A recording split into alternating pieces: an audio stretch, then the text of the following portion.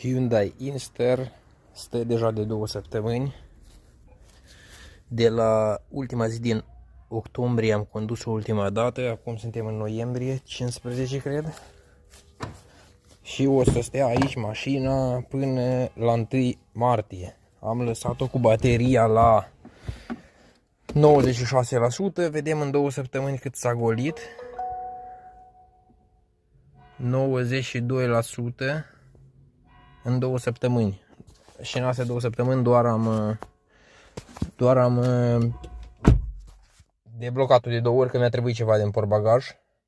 O să o mișc acum puțin înapoi. Doar 2 metri, 1 metru am mișcat-o, pentru că frâna de mână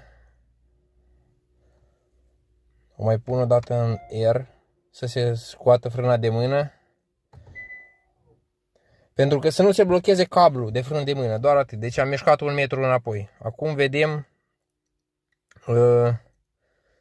până la 1 martie cât o să scadă. O să tot fac clipuri.